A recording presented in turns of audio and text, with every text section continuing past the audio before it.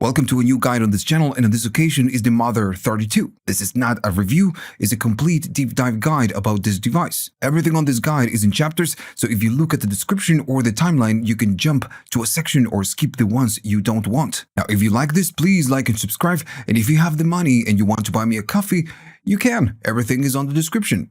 Alright, so this deep dive is about the main panel of this device, which is, what we have right here. I've recorded a full deep dive about all the ins and the outs, going one by one with examples. It's going to be available in a few minutes, so check the cards or the links at the description. But on this deep dive, we're going to talk about all the different knobs and the things that we can do right here, and we're going to be covering all the functions of the sequencer. Right, so let's talk about the VCO. So right here, you have your main sound generator. So of course, you can play it with your keyboard. Now, this VCO wave is going to decide if you want to play a saw or maybe you want to play a square. Now, the frequency is going to change the pitch.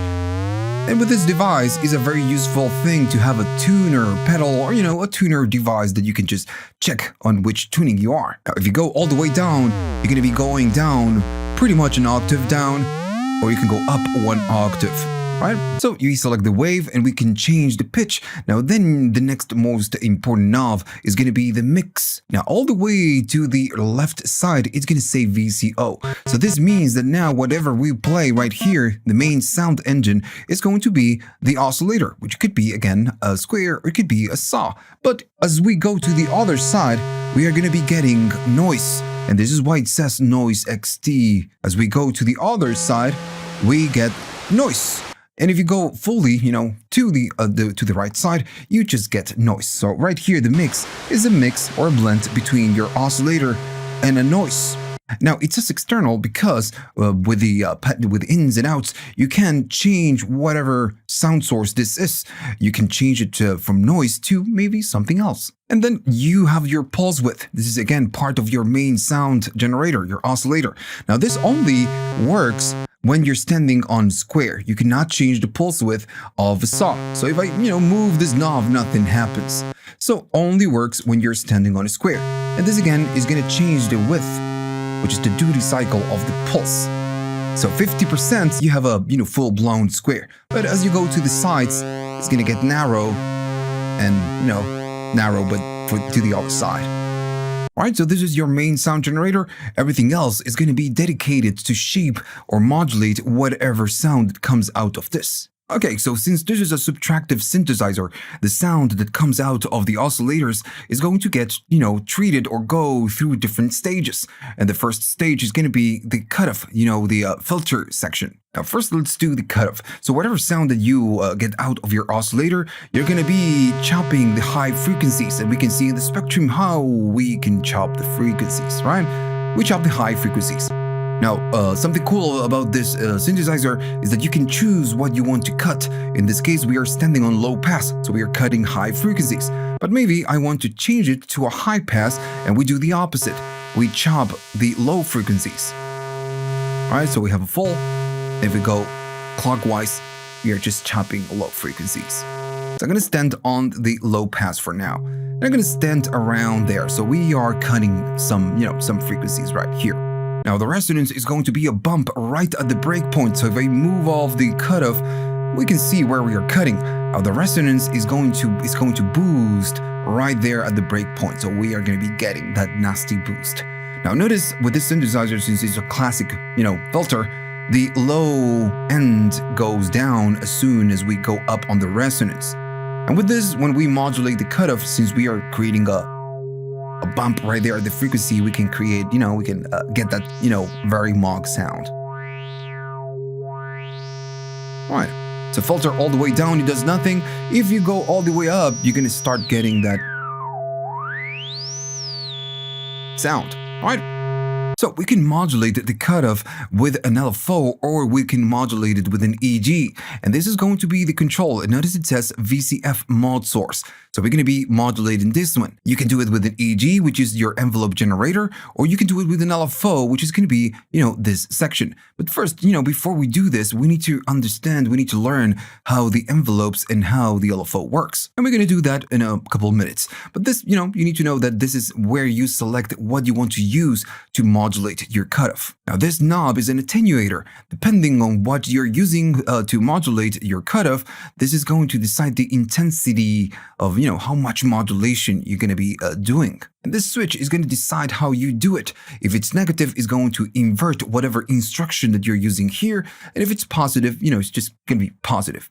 Now, we are going to be using it in a couple minutes. All right, so after the oscillator and after the cutoff, we go to the next stage, and the next stage is going to be the VCA. So VCA stands for Voltage Control Amplifier. It controls and shapes the loudness, the sound that goes out in terms of volume. That's why you have a volume right here. But if I play it again, you can just go up or you can go down in volume. I believe I don't need to explain this. But then you have something that says VCA mode. What this does, it decides what you want to use to shape the volume that goes out. Now, by default, it's always, standing on GEG, but you can change this. So if it says EG, it means that you're using this envelope generator to control how the sound goes out. Now, we're going to talk about the envelope in a minute, but you can decide to use a slow attack, maybe no sustain. And now, when you play it, this envelope is controlling how the sound goes out. This is an analog, old-fashioned type of synthesizer. So the oscillators are constantly going in the background. So when you play it, what this does is going to enable the envelope, and it's going to go up in volume and go down in volume, right? And this decides how the volume goes out if you're standing on EG. If I do a very slow attack, decay, and I add some sustain, it's going to have a slow, and then if I release it, it's going to, go out smoothly. And so all of this just depends on what you want to do. If you want to use the EG, then of course we need to learn how to use it, but it's going to use this envelope. Funny enough, it says on instead of EG. So instead of using the envelope generator to control how the volume goes out, you can go to on. So what this does is going to bypass the EEG. But there's no envelope to control how the volume goes out. And remember what I said before, the oscillator is always running, constantly running.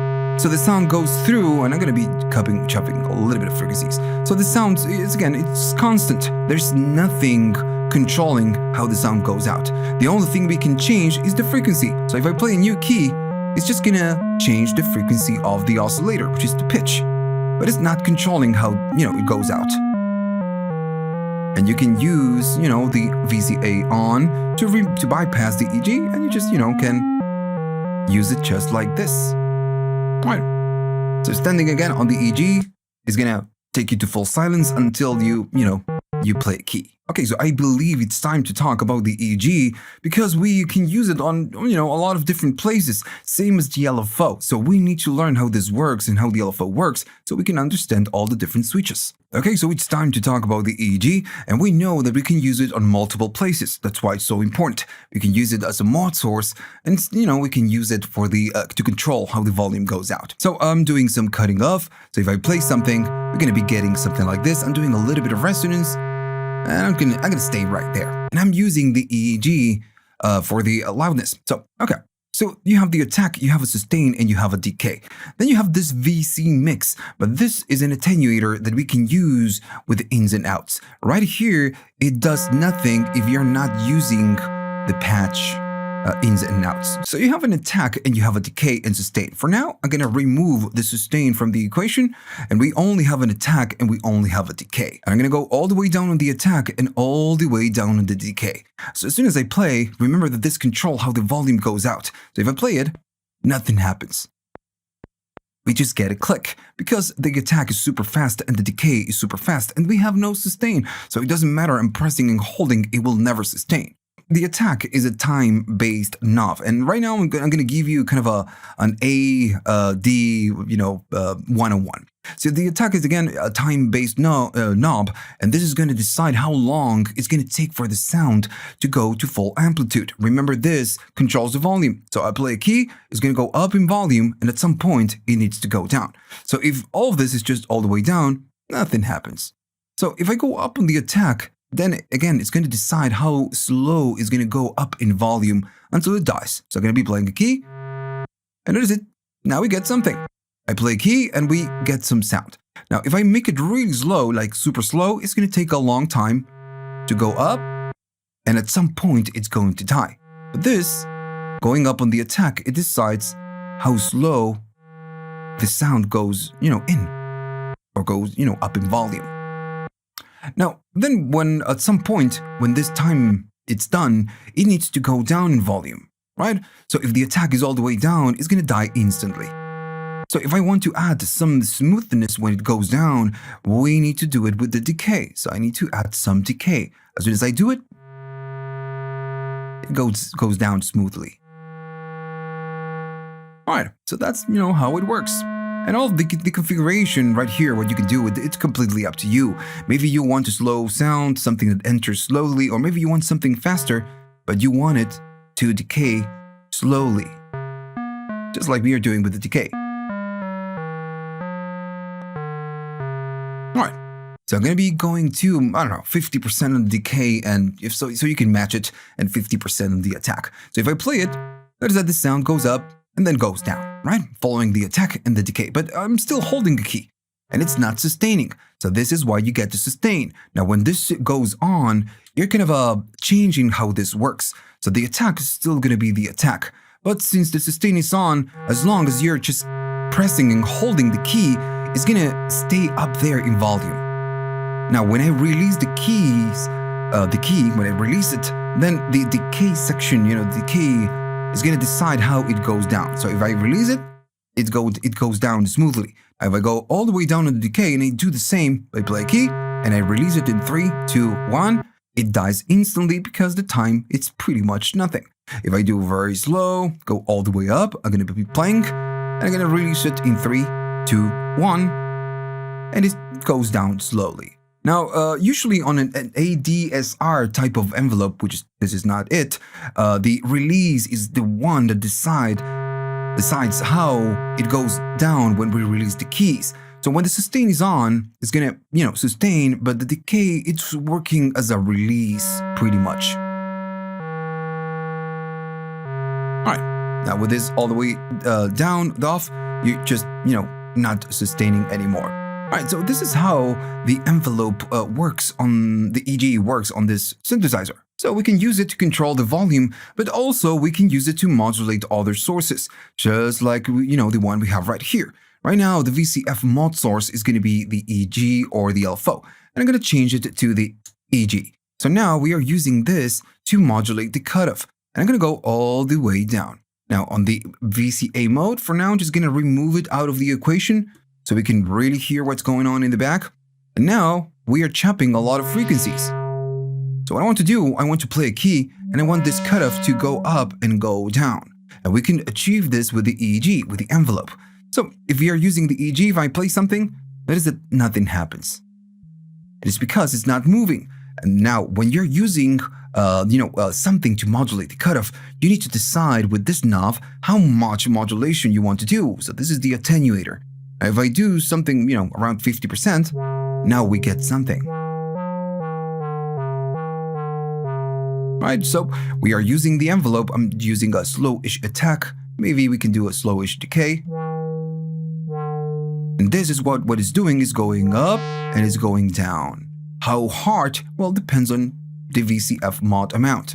If I go up, it's gonna be a little bit more aggressive. If I go all the way up, it's really aggressive. And all of this depends on your, envelope. If I go sustain on, as I press it, it's going to stay open, and when I release it, then it's going to go down.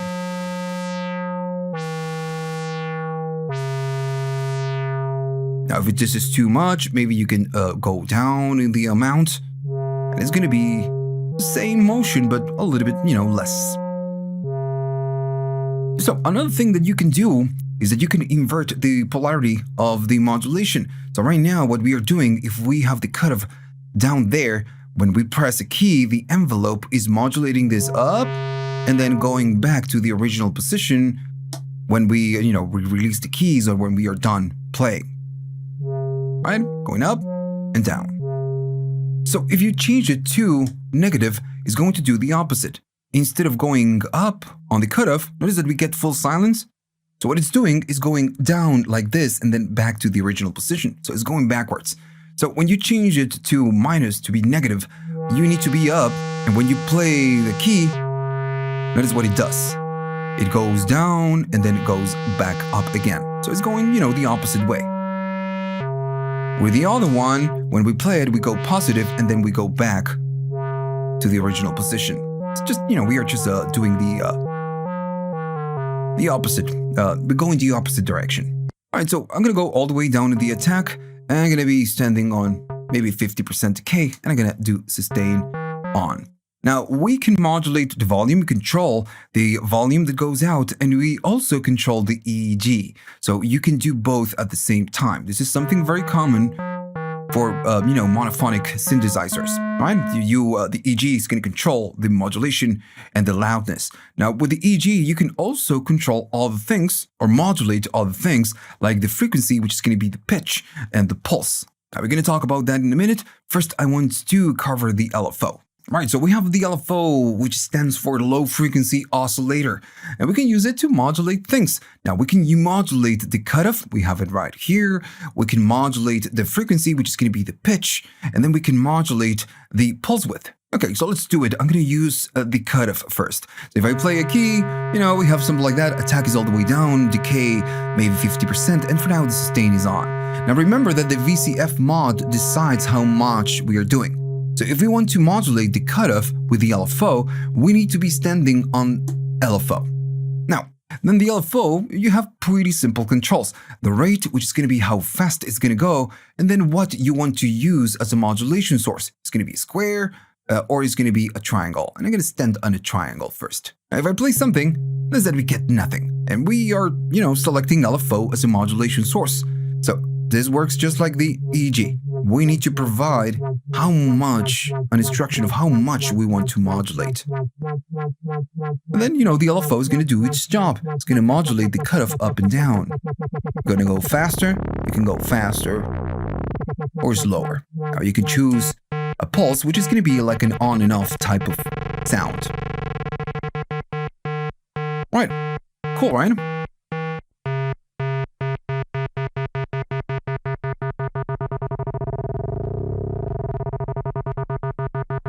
So what else can you do with the LFO? We know we can do the VCF. For now, just gonna, remove it, and we are just using the EEG. Now, we can modulate pitch, and we can modulate the pulse width that we have right there. Now, the trick is gonna be right here.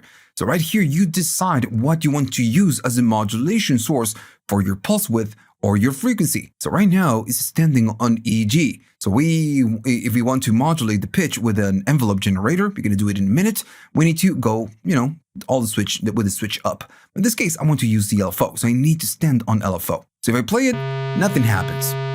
So right here, you decide what you want to modulate. You can do frequency, which is, the pitch, or you can do the pulse width, which is going to be this knob. I'm going to stand on frequency first. And if I play it, again, nothing happens. So right here, we have the VCO mod mount, which is going to be just like this one. We need to decide how much of the LFO is going to be affecting the pitch. So we need to go up on this one. And we're going to get it. I'm going to be using a triangle. And we can see that in here, that it's going pitch up and down with this one. We can go slower. So again, this is the attenuator for the LFO and the VCO to the VCO. Pretty simple. Now, the other thing is going to be the pulse width. What if we want to modulate this knob, something like that, right? So we need to go to pulse width.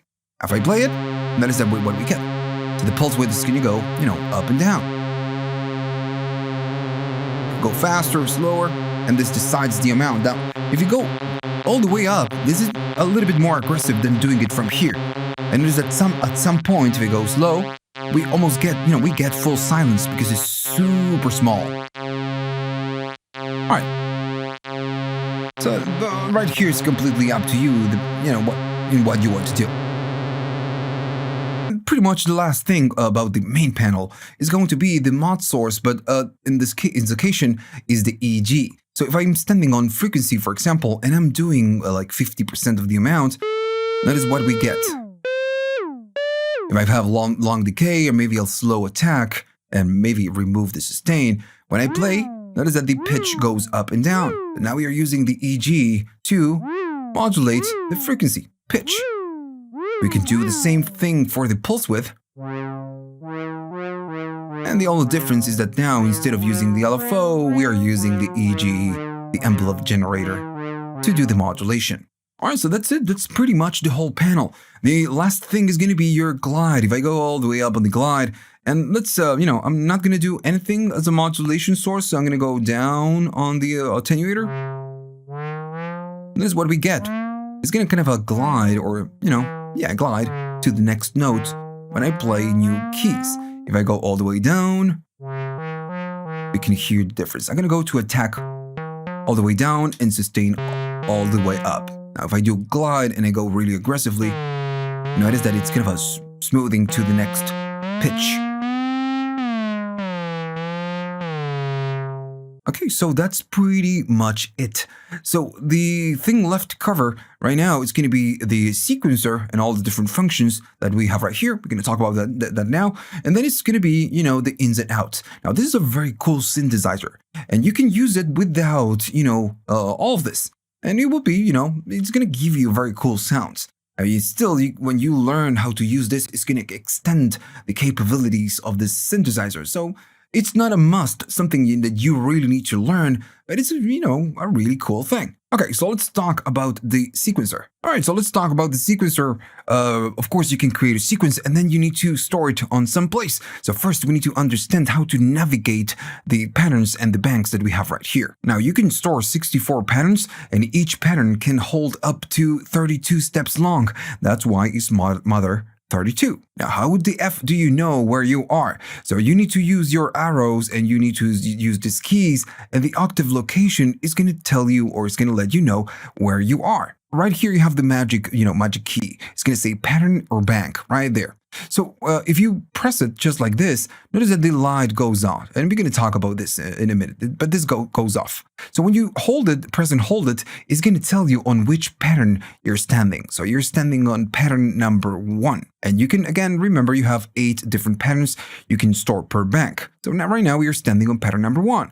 Now, you can use the different arrows to navigate the different pattern. So right now, let's say I'm standing on pattern number 7. The other side is going to be the bank. I'm standing on pattern 7 of which bank. So to see the bank, you need to do shift and then hold the pattern and the bank, and it's going to let you know that you're standing on the on the bank number 1. And if you say, let's say that I want to stand on bank number 4, and then I want to stand on pattern number 2. So this is how we do it, shift, pattern bank, I'm standing on the 4, and then I hold the pattern and I'm standing on the 2. Is bank 4 and pattern number 2. Now, when you create a sequence, and of course we will do it in a minute, you need to save it. If not, you're going to be losing it. So this is how you navigate or select where you want to save the sequence. Knowing how to navigate the banks and the patterns is a must. So let's say that we have a cool sequence right now.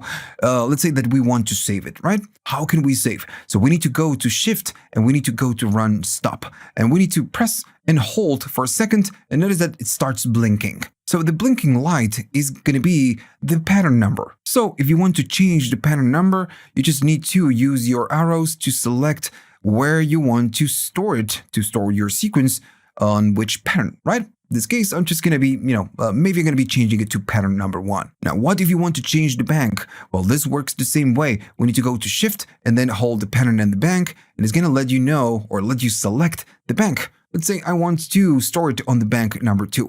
If I release, notice it's still blinking.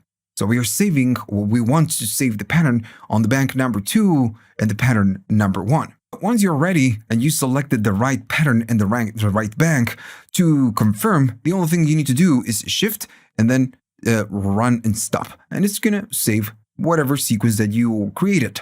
Now, of course, if you choose a pattern in a bank where you already had a different sequence, you're going to be erasing your old sequence. So you really need to be aware where you store whatever it is that you're trying to store. Now, if you repent and you just maybe don't want to store anything, just by doing this, it's just going to get out of this, right? So let's again say that we want to save it on the bank number 8 and the pattern number 7. Let's just pretend that we want to do this. I'm going to do shift and rec. I'm going to hold it. It's going to start blinking. So I'm going to be storing it on the pattern number 7, but on the bank number 8. So I need to move on to the bank number 8 and store it on the 7. Once I'm ready, I'm going to do shift and I'm going to be doing run stop, and it's going to save it. Right, so let's talk about the fun stuff. Let's create a pattern. Now, when you start a pattern, maybe you want to check on which bank you are and which pattern you are. In this case, I'm going to be going to pattern number 1. And if I do shift and pattern, we know that we can go to bank number 1. So we are standing on pattern number 1 of bank number 1. We know that. So sometimes when you want to start a pattern, you will have some information, maybe a sequence. What if you want to start over? So you can initialize the pattern, kind of a clear the pattern. So what you need to do, you need to go to rest, you need to go to shift, and then do pattern. So 3 keys at the same time. So there you go. So once you do that, it's going to reinitialize the pattern to, whatever you have. And you just get one single note. And it's going to be playing that note. So right here, you're going to decide how fast you go or how slow you go. Pretty understandable. Right. Now to stop the playback, you need to stop it right there. And again, if you want to play it back, you need to play it there. Okay, so how can we record a sequence? Now you have 2 different modes. You have your key B, your key KB mode, and you have your step mode. Now you can change between them. Now the first mode is going to be the key B, which is the keyboard mode. Now if I go to shift and hold it and then I press on step, notice that something changes right here. So we are standing on the step mode. If I go to key KB, I'm standing on the keyboard mode. We're going to learn how to record sequences on the keyboard mode. Then we're going to cover the step mode. It's going to be really simple once we know the KB. So doing shift and then rec is going to prepare the sequence, or it's going to start recording. So the step number 1 is going to start blinking. And this is because it's waiting for you to enter a note to record to that step, to save to that step. So I'm going to be adding a C. So I'm going to be playing it. And there we go. That's the start. But notice that it's still stuck on the step number 1. It's not moving to the second step. And we can do 8 steps per page. Now, but it's not moving. And this is because on each step, we can store many things, not just pitch. So right now, I just entered the pitch. But right now, it's waiting for me to add more information. On the synthesizer, we can add glides, we can change the gate, we can do accents, we can do tides, ratchets, so we can do a bunch of things. We can, of course, discuss all of this.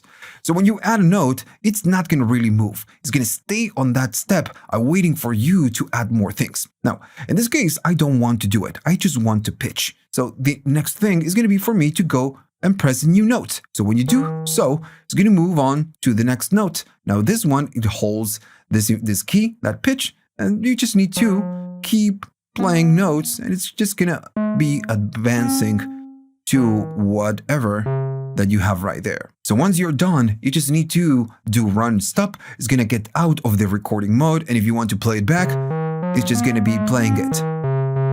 Right. One thing that you need to notice is that the 8 is blinking. And notice that it's blinking a little bit differently from the other ones. And it's because this one is going to be the last step. This one decides how long, or it's letting you know actually, how long the sequence is. And it's again 8 steps. Now we can of course create a 32 steps sequence. So I'm going to be creating a new sequence. Remember that we have this. Once we do a reset or accent and then shift and then preset bank, is going to delete or reinitialize the sequence. All right, so I want to store a new sequence. So I'm going to be doing shift and rec. Notice that you have a red light right here. So when you're standing on keyboard mode, the red light will let you know on which octave you are. That's what the red light means. And the green light in this occasion is going to let you know on which page you are. Remember, we can do the 32, so we have 4 pages of 8 steps. If I record a pitch, good. Now, what if I wanted to go up in pitch? So going up is going to let you record or just, go up an octave or down an octave. Or you can go down and just, go up in the keyboard to different octaves. Right? So this again, the red light is going to let you know on which octave you're standing. So if I play this, we get it. Cool. Right. Now, if you want to reset the keyboard, you just go to maybe 5, it's the center. Right, I'm going to go to 4. I'm going to start with a new sequence. I'm going to clear just a clear pattern. And we can create up to 32 step sequence. I'm going to do shift and I'm going to do rec. And I'm just going to be recording something. And notice that I keep going. And as I keep going, this light is going to change positions. So now it's telling me, dude, you're standing on the page number 3. And if I keep going, just keep adding notes, at some point we're going to reach the page number 4, which is the last of the pages. And if I keep going, there we go, our sequence is done. Now I'm going to be playing it back, and we get that. Remember, we can change the tempo with this. And as it moves forward, it's going to let you know on which page you are. And the last page is going to be the number 4 now. And it has that 8-step, blinking 8-step. So this is how we can know where the last steps is and on which page you're standing. Alright, so that's how you record the sequence. You just reset it if you want, you select your pattern, your bank, and you just punch in the notes, you change the octave, you make it 8 steps or, 32 steps, it's completely up to you. Now, there is a lot more to create sequences. We have a lot more things that we can do. Now, still, I'm going to give you some tricks right now. I'm going to reset the sequence, and we get that good, old nothing. I'm going to do shift, and I'm going to create an 8-step sequence. Okay, so the 8-step sequence. Cool. So we have an 8-step sequence. Pretty simple. So while playing, what you can do, you can play a key, and notice it is transposing whatever you have as a sequence. So by default, it's going to live transpose it. And remember, you can go up in pitch with your keys.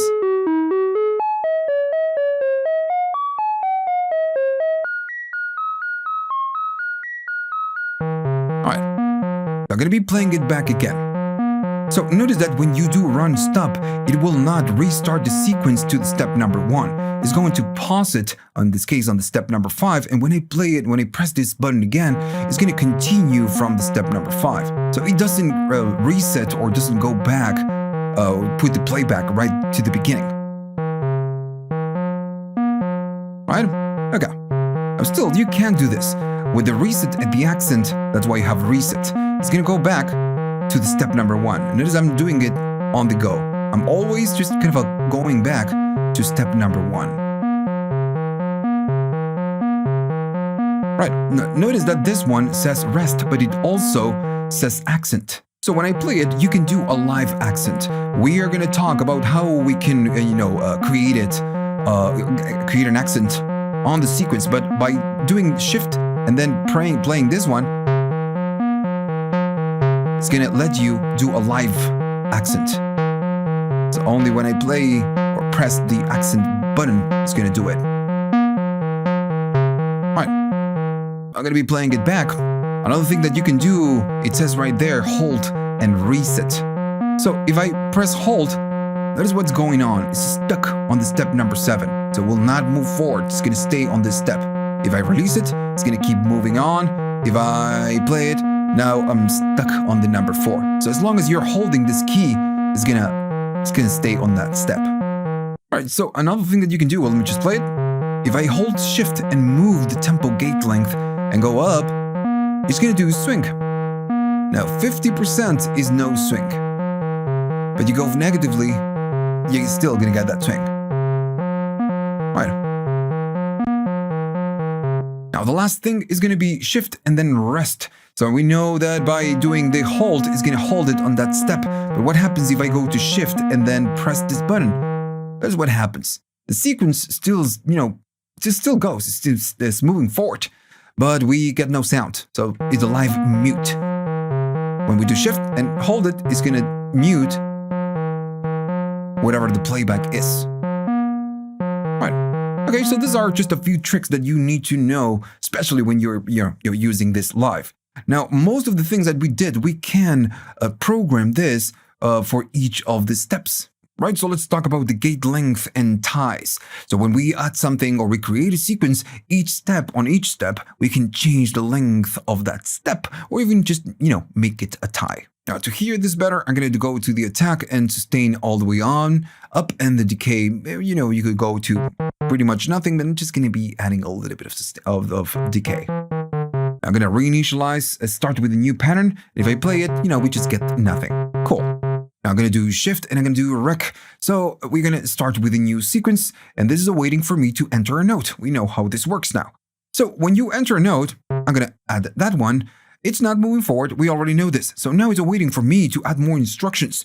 So when you move this knob and you're standing on this, on this mode right now, it's gonna, notice what happens. It's gonna give you these red lights right here when you move this. So when you're entering notes, the tempo, gate length, this knob is going to be for the gate length, not for the tempo. And it's because, of course, you're recording a sequence. Now, if I go all the way down, the gate length of the step number 1 is going to be the smallest one. And you have 2, 3, 4, and as you go up, it's going to be, a longer gate for that step. 7 is pretty much as far as you can go in terms of gate length. 8 is going to be a tie. So for now, I'm just going to, use this. Maybe I'm going to be going to 1. So maybe I'm going to go to the next step. But this one is going to be, a little bit longer. I'm going to go to that. This one is going to be short. This one is going to be short. And just like this, you can enter different lengths for the different steps. And I'm going to go to 7 and so on. Maybe this one is going to be super short. And you're going to hear the difference in a second. And just like this, you program the gate length for all your different steps. Once you're done, I'm going to get out and play it back. And notice that, again, some steps are just pretty, small, and some other ones are just longer. Now, the sustain and the amount of decay, all of this will affect, the length or how it sounds. Right, okay. So with the lights, the 1 is going to be super short and the 7 is going to be long, but the 8 is going to be a tie. Now, the tie works a little bit differently if depends on which notes you're playing. If you have the same notes, it's going to appear or seem that you have the same note or the same note it's playing for more steps. If you have different pitches on each different step, it's going to be more like a legato. So let's just create an example. I'm going to be starting with a new sequence, so we know we have nothing. Now, Shift and Rec, we're going to stay there, and I'm going to be playing the same note for the 1, 2, 3, and 4. So I'm going to do 1, that's the 1, and I'm going to go all the way up on the gate length. So this is going to be a tie. I'm going to do the same note all the way up to tie, same, all the way up to tie. Now, we don't need to, but all the way up to tie. On the next ones, I'm not going to be using a tie. I'm going to be doing something else. Whatever, it doesn't matter. All right. So if I get out, notice what happens. So this is what the tie will do. It will not close or will not, it will not re-trigger the envelope. Pretty much that's what's going on. So it will appear that the note lasts longer. 4 steps in this case. So this works a little bit differently if you have different pitches. And let's create an example. I'm going to reset the whole thing and I'm going to enter into recording. Now I'm going to do the same, but I'm going to be using different pitches. I'm going to do 1, the gate length is going to be all the way up, but I'm going to change the pitch and go all the way up to number 8, and then the same for the 3, and the same for the 4. We have different pitches. And the other ones are going to be shorter, just like that. And then, I made a mistake right there, but that's fine. I'm going to be going out and doing playing. And notice how it sounds. So it sounds more like a legato. It's not closing the envelope, but it's not, it doesn't sound like, the note is longer, of course.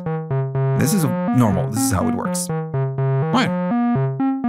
So that's going to be the gate length and the tie. Now, everything that we are doing right here, you can edit all of this once you're done. We're going to talk about that later. First, I want to cover all the things that we can do when we create a sequence. So just like we did before with the gate length and the tie, we can add accents and we can add rests. And remember, we kind of already did this by doing it live, but we can burn it into the sequence. So first, I'm going to start with a clear sequence. So first, accents. How can we add an accent? So since we are standing on the 1 and the 1, it's waiting for us to move to the next step or maybe add some other instruction, the accent is going to be right here. So if this is blinking by doing an accent, just like that, notice that when I play it or press it, the light number 7 lights up. Now, this is how this sequencer works. It's going to let you know with the lights whatever is that you're doing. If this step holds an accent, well, that's going to be the number 7. Now, every time that the sequencer goes through the different steps, these lights will light up or, they will go off depending on which information or what you're doing on each step. So the number 1 has a rest. I'm sorry, an accent. Now I'm going to be going to the next one, and notice that we have a pitch, but we have nothing. If I keep moving forward, maybe I go to this, there, I'm going to go there, and on this one I'm going to do an accent. I just need to do accent. We have the indication that the number 7 or this step has an accent, and we just keep moving forward, and so on. I'm going to do an accent on this one, and then the sequence is done. So I'm going to be adding an accent on that one as well. So if I play it, notice that we get the accents. Now if I go slower, we can see that every time that we go to a step that has an accent, the light will let you know that that step holds an accent. So the whole synthesizer is just like this. Alright. So what if I wanted to do rests? It's just the same deal. The only difference is that the rest is a different number on the octave location. So we again are starting with a clear sequence. I'm going to do shift and then rec. And now on this one, I'm going to be doing an accent, right? But right here, I'm going to go to the next, and this one is going to be a rest. So by tapping the hold and the rest is going to let you know that the number 8, that the step is going to be a number 8, which is the rest. It's going to, again, not play anything. It's a rest. And then it moves, of course, to the next step. So you can keep adding notes. This one, maybe we can make it an accent and just going to keep moving forward. And on this one, I'm going to make it a rest. As soon as we do so, it says 8, but it moves on to the next one. So we can just keep, adding notes. So if I play it, notice that it's skipping some of the steps. Because, of course, it's not really skipping, it's adding a rest. It's not playing anything. And the lights will let you know what is going on each step. Right. All of this is something that you really need to commit to memory. 7 is going to be accents, and 8 is going to be rests. Right, so we need to talk about step glide. Now I'm going to do reset and shift and pattern bank to start over. Now we know then when we play a key, we can go up in the glide right here, and we have that glide, right? But when we create a sequence, we don't really have it. It will not add a glide. So we need to add the glide to each of the steps. We need to let the synthesizer know that for that step, we want a glide. Well, let me just show you anyways. I'm going to be recording a sequence really fast. Right, so if I play it back, it doesn't matter. I go up in the glide. Let me go up faster. Notice that nothing happens. We get no glide. Right, so this is, again, not the way it works. Okay, so I'm going to stop it and reinitialize the sequence. We get nothing. So when we want to add a glide, we need to move it. So I'm going to do shift and rec. Now I'm going to do this, and I want a glide for the next one, or for this one. So when I move the glide, notice that the light number 5 lights up. So if I go over, again, we just get the 5. But if I go all the way down, it's going to turn it off. Notice that the 5 is not there anymore. So when we enable the glide, we go up, it's going to enable it. If we go all the way down, it's going to pretty much say that that step has no glide. Go up, it's going to add a glide for that step. And then we just keep moving forward, and whatever step we want to glide, we just need to move the knob and let the sequence know that we want to glide for those steps. Now still, when you play it back, this is a global control, so it depends on how much this is doing, the glide is going to happen. If you have no glide on the global, there's going to be no glide. So you need to provide some value right here. But now, we have a glide on the sequence, and notice that it's letting you know on which steps you have a glide on, in this case. All right, so I'm going to restart the sequence, so we have nothing. Now, if the previous step of a glide on is a tie, we get a slide. So remember, the previous step of a glide on is a tie, we get a slide. So, okay, so I'm going to do shift, and I'm going to do rec. So I'm going to just do nothing on that one. I'm going to go and move forward to the next one. So this one is going to be a tie, right? Remember how we can do it? We can go all the way up. So now is a tie. Now I'm going to go to, I don't know, this one, right? And on this one, we're going to do a glide on. And I'm just going to keep moving forward. And on this one, I'm going to do the same thing. I'm going to do a tie. And the next one is going to be a glide on. And I'm just going to keep moving forward. I'm going to play it. That is what we get. If I go all the way down on the glide,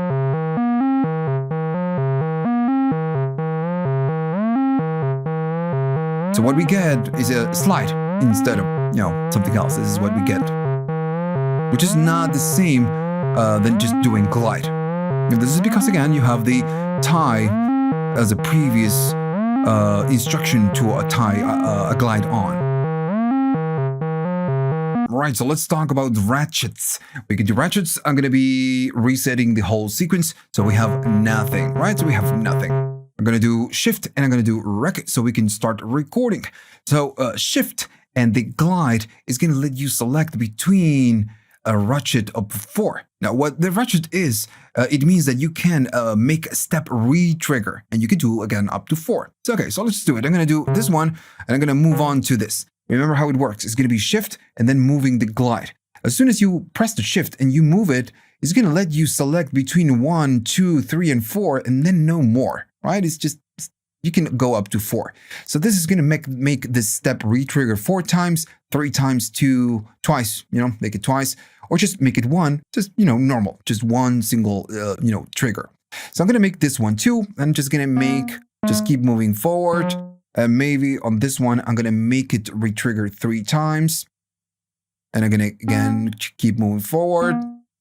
And this one, I'm going to make it re-trigger 4 times. Right. So notice that every time that we are doing a ratchet, it's telling you, dude, on that step, you have a ratchet, which is 6.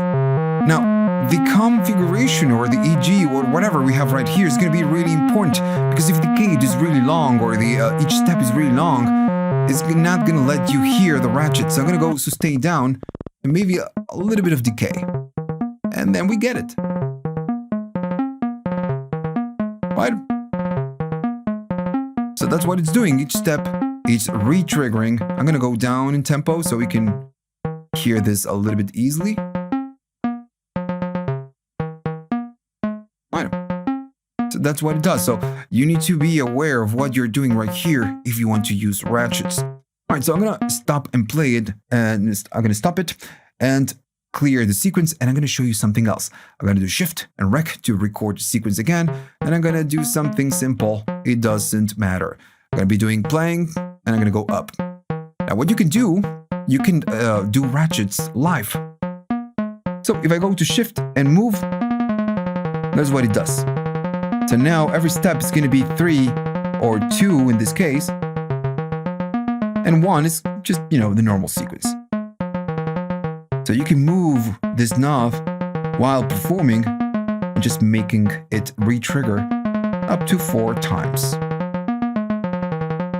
So this could be a live performance tool, right? Now, what happens if you already have a sequence that contains or has a ratchet? So whenever you do it live, the live is going to override whatever is that you did on the sequence, beforehand. So again, the live overrides the whatever you have stored in the sequence. Okay, so let's talk about editing patterns. And this is going to be really simple because we already know how to do everything else. So I'm going to be playing a sequence. We have a clear sequence, right? So what if I record something? I'm going to be doing something like that, something simple. And if I play it back, we know that the last step is going to be the 8. Let me open the cutoff a little bit more and make the decay a little bit longer. All right, cool. So now I want to edit what I did. So you have 2 ways. You can do it while you're playing, or you can do it while you're stopped. Right now, I'm stopped. So by doing shift, holding the shift, you just need to select whatever step that you want to edit. So if I go to the number 2, notice that it's letting me hear what that pitch is. And right here, what I can do, and if I do it again, it's gonna, let you hear what information you have on that step. So while we are standing right here, this is going to be blinking, letting you know that you're in editing mode for that step. And again, right here, if you're standing on keyboard mode, you can change the pitch by doing, something else, or maybe changing it here or here, and you're going to be changing the pitch. You can change whatever other thing that we can do on each step, like, gate, ratchets, and, anything you want. So if I do shift and I do glide, I'm going to be adding a ratchet to that one. Maybe we can do an accent. So notice that we have ratchet and we have an accent. What if you want to get out of this mode? Well, again, you do shift and you get out of the edit. And if you play it, notice that we get it. We get the accent and the ratchet. If I go to another one, I do shift. And maybe I can edit that step and just change the pitch and do a ratchet again. All right, so I'm gonna make it 2. If I play it back, we get it. So I'm going to stop it and I'm going to go Shift and 5 and get out of the edit mode. And if I play it, maybe the number 2 is just a little bit too aggressive. I want to edit this while we are playing. So I'm going to do Shift and I'm going to be going to the number 2. So we're staying on the edit mode. How can we remove it? Well, in this case, I'm just going to remove the accent because I don't like it. And we get it. You can do this while live. If you want to go to a different step, Shift. And you can go to a different step and just change whatever pitch or, whatever it is that you want to change. If I do 7th. Alright, so that's how you edit steps. It's just really simple. What if you have more than 8 steps? Right now we have 8, so it's very simple. But if you have a 32-step sequence, how can you go through the different pages and make the edits? So first, we kind of need a 32-step sequence. I'm going to be doing something like this. And just to make it simple, I'm going to be going chromatically, something, like that. And just again, it doesn't matter. I'm just creating a 4 pages long or 32 steps long sequence. Right? So we are done. If I play it, you're going to get it. Cool. Page 1, page 2, page 4, 3, and then page 4. So I want to go to edit mode. I'm going to be playing it and you can do this while stopped. By doing Shift, you have the black keys. And notice the black keys, they say 1 to 8, 9 to 16, 17, 24, and 25 to 32. So these are the different pages. If you're holding Shift and maybe you want to edit the 9 to 16, if you stand right there, it's going to position you on the page number 2. So right here, again, you're standing on the page number 2, so you can easily, and notice that while playing back, it's not taking you to the other pages, stuck on that one. So by doing Shift, and let's say I want to edit the 3rd, and again, maybe I'm gonna do a Ratchet, something like that, we're gonna be getting it when, of course, we get there. But again, just standing on that page, and maybe I want to edit, there we go, we get the Ratchet, maybe I want to edit this, for a different key, you can do it, and so on and so on. Oops, sorry for that. Alright, so right now we made the edits on the page number 2, but if I play it back, I'm stuck on the number 2. How can I get out of this page and go back to the normal playback? By doing Shift and tapping the page where you're standing, it's just gonna, take you back to the usual, follow sequence mode. Right, so notice that you have a set end button. So this one, what it will do, it will set the end of the sequence. Right now it's 32, but we can, say, or we can let the sequencer know that maybe we want a 4-step sequence instead of 32. We can change that. The way we do it, and right now we are on the follow mode, we need to stand on the page where we want to set the end. I'm going to do Shift and stand on the page number 1, which is 1 to 8. Now, to set the end, you need to do Shift, and it's a little bit funky. You need to hold set end and then press whatever, you want, whatever step you want it to be the end. I'm going to do 8. So once I do so, now we only have an 8-step sequence. What if I wanted to do 4? So I'm going to Shift, set end, and I'm going to go to 4. And now it's a 4-step sequence. Now still, if you don't want to do this or you want to go back to what you had before, when you set the end, this will not delete the information that you had on the sequence. So I'm going to do play, I'm going to do Shift and go to the page number 4. So it's the 25 to 32. And I'm going to do the same trick. I'm going to do Shift, set end, and now my last step is going to be the 32nd. And notice that we don't lose the sequence. Right? So we don't lose it. Alright, so everything we learned so far is going to still work here. It's going to work a little bit different than the keyboard mode, but everything is just still the same. So I'm going to start with a clear sequence, right? So we have nothing. Okay. So to change or to move on or to change modes to go to the step mode, we need to do Shift and then we go to step right here. And notice that the lights are going to be changing. The red light goes away and we get a yellow light. Now we don't have a keyboard right here. So how this works is that we need to set the end of the sequence manually. I can, play it. It's just going to be playing it manually. But I don't have a keyboard right here. I cannot add, the different pitches. So by going in this mode to set end, we need to set the end of the sequence. I'm going to make it 8 steps long. Once I do so, and I release it, I'm going to be playing it back, and we have an 8-step sequence. And the 8 blinking means that that one is the last step.